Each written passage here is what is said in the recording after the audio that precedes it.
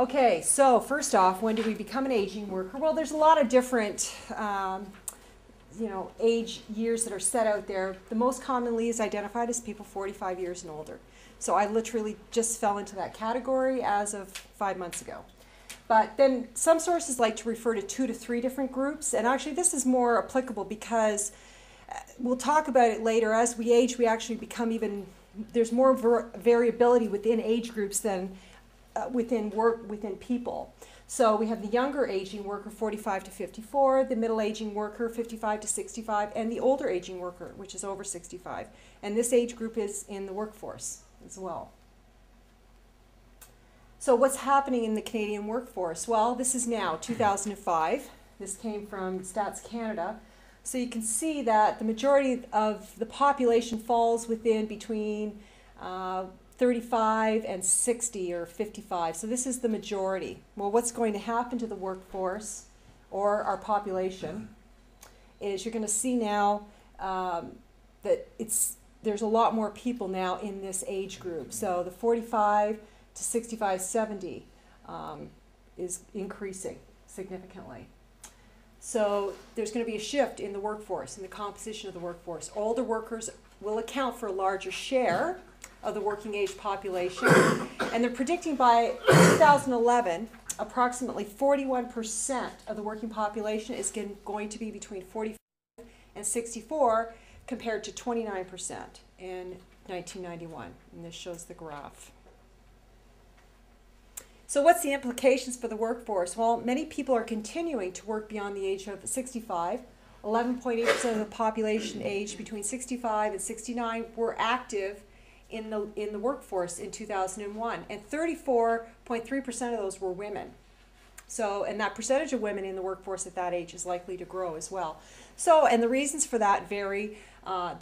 People enjoy working, our financial incentives, lack or insufficient pensions.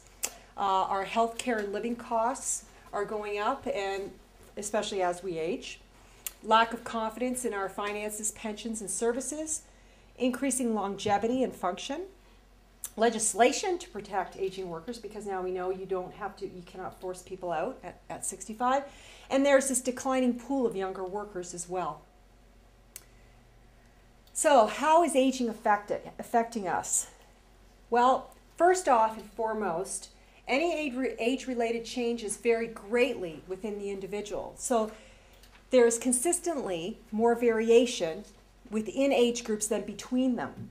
So for example, if you take a group of children age 6 to 10, let's say, they're not going to vary as much between them within that age group as between a group of people 45 to 50. So as we age, the variability amongst us changes significantly.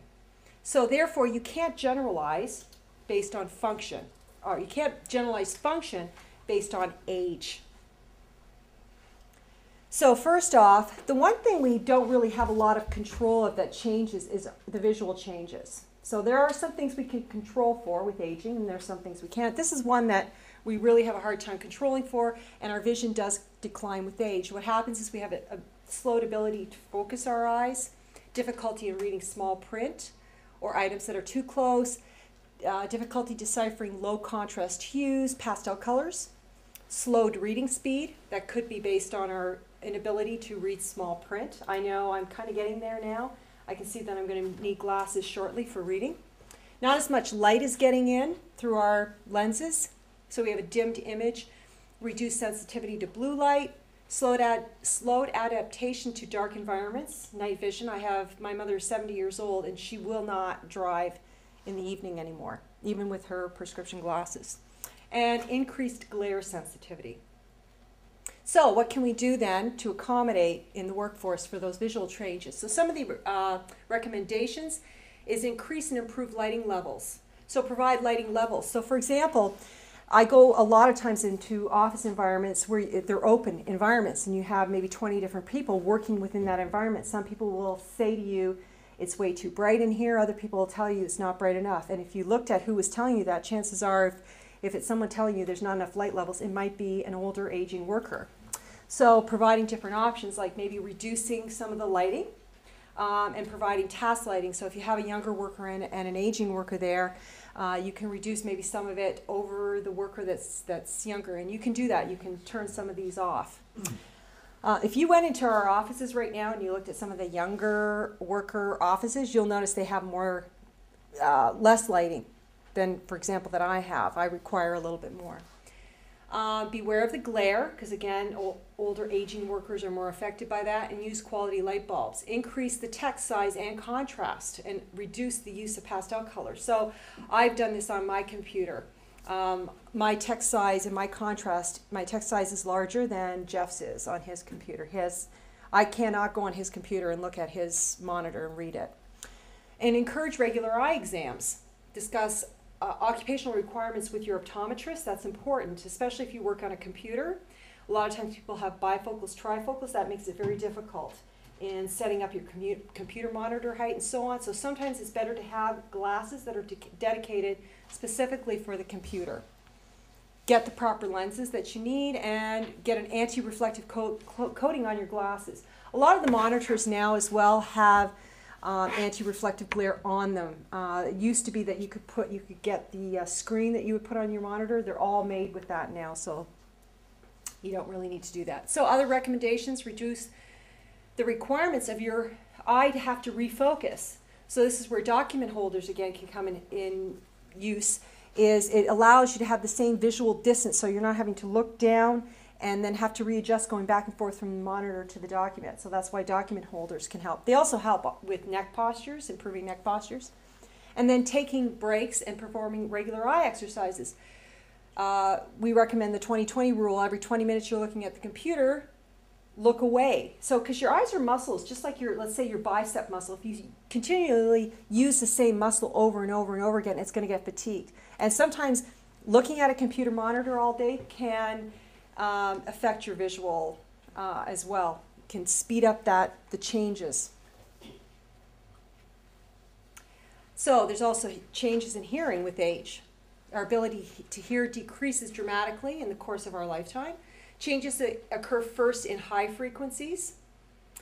And then it's estimated that 70% of people over 50 years of age have some kind of hearing loss, and the changes differ, again, from individual to individual.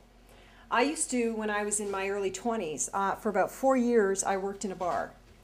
And I don't know if you guys are from Windsor, what was it called on Walker Road near Wyandotte? What's the name of it? They used to get the big bands in there anyways. And I can remember going home at night and my ears would just be ringing for hours. And sometimes I couldn't even sleep. It was so bad. And I do have hearing loss now in one of my ears. And I definitely attribute it to working there for several years. And decrements in hearing attributable to the environment, so your working environment, can overlap and in some cases mask the age-related decreases. Some other physical changes. Some of the physical changes that occur, there's a reduction in our flexibility, our cardiovascular function, strength, our balance, our tactile senses. We have slower recovery times. Remember we were talking about that rest recovery time period. And we have development of certain diseases such as arthritis. So there's changes in our stature, and those changes are attributable to our posture. So sitting all day can affect that. We have shrinking of our spinal discs with age. Our weight, there's changes in our weight which are attributable to our nutrition, our metabolism, and our health. Changes in musculature and strength. And again, that can be attributed to changes in our physical activity. So we have a height loss.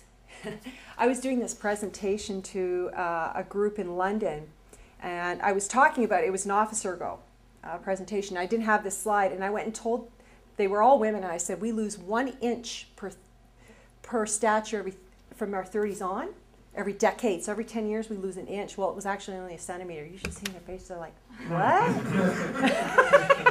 I'm from that age group.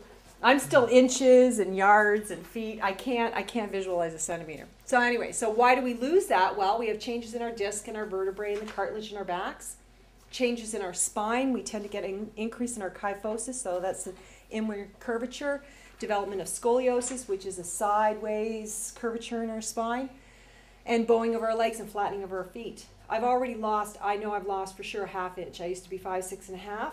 Best time to measure yourself is in the morning as well, because you do lose some height over the day, throughout the day. There's changes in our weight. Men are heaviest in their 30s and tend to lose muscle and bulk with aging. So they actually sometimes lose weight. Doesn't that like just tick you right off? Women are usually lightest in their 20s, and the weight goes up with age, and we're usually heaviest on average at about age 60. And we also have this trend towards overweight and obesity, which is showing up in an aging population as well. So it's being confounded with being overweight. Our motor function changes. The changes are gradual and they're moderate. We get a decline in our physical strength due to deterioration of muscle mass. And again, we can control for some of that.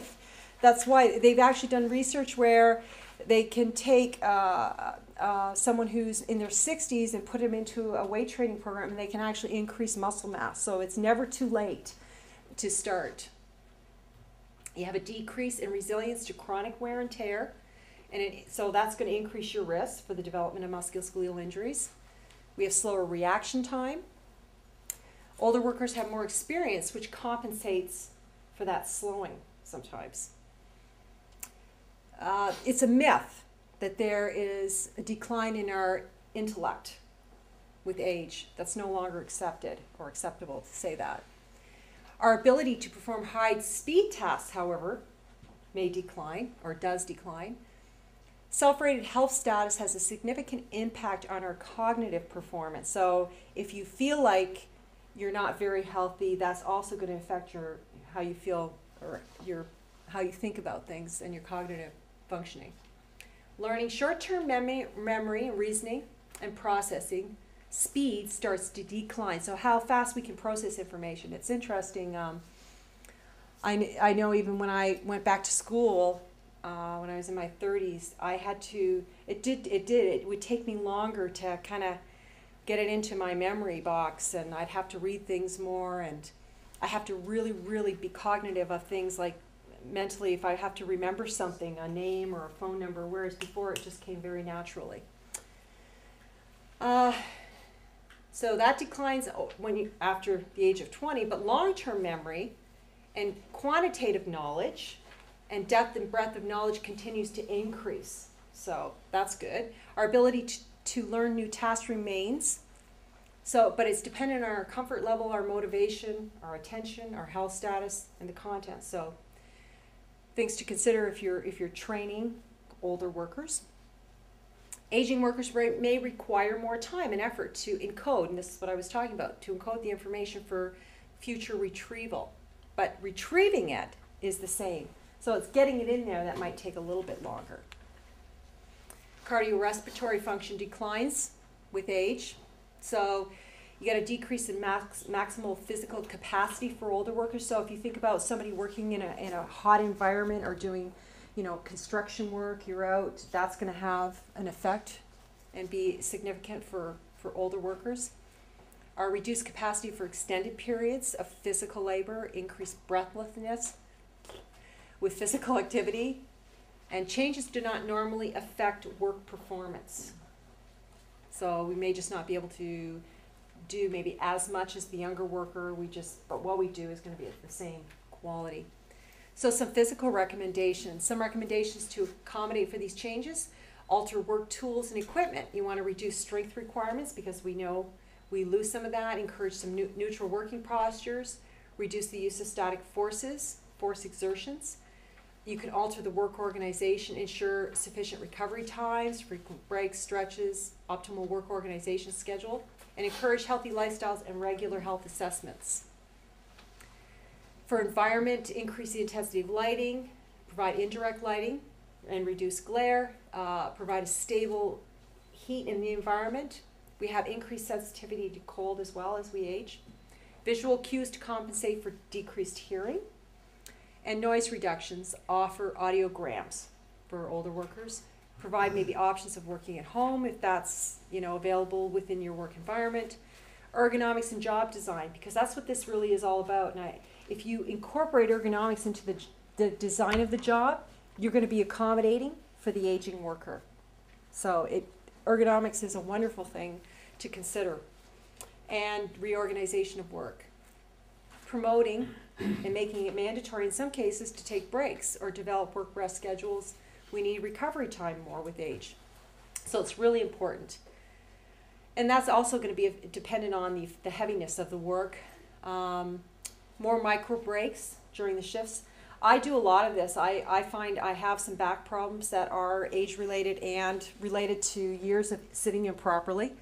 So I need to take more micro breaks probably than some of the other younger workers in here.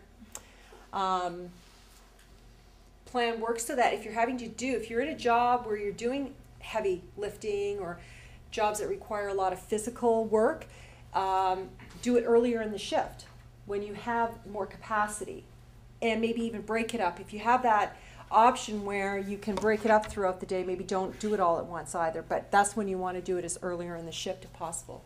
And then involve the worker in the planning of the tasks that you're going to be doing. They know the job, they know their abilities best. Strategies for the individual. Obviously maintaining physical fitness. Like I was saying, we have some control of some things. We don't have maybe so much control of vision, hearing, but we certainly do have control of, our weight, our physical activity. It's never too late, so we can slow down maybe the development of our cardio output, the decrease in that. Stretching and strength training, participate in education and training, and be realistic about your abilities.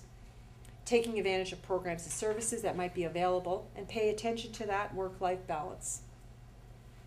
About growing older, well, older workers are essentially survivors. There's no difference in job performance based on age. That's important to know. Rates of accidents are lower in older workers, but the severity of the accidents is usually greater if they do have an accident. And there's no logical age absence pattern. So older workers aren't absent from work more. So ergonomic changes or workplace changes that benefit aging workers benefit everyone. The earlier that the good design is incorporated into the design, the sooner that everyone is at a lower risk for developing an injury. Well-designed job, there's no relationship to age, gender, or fitness. So start thinking about the changes in the workplace that are going to benefit everybody. Remember, this is from Laura Monroe's PowerPoint. Remember, old workers are worth a fortune with silver in their hair, gold in their teeth, stones in their kidneys, lead in their feet, and gas in their stomachs.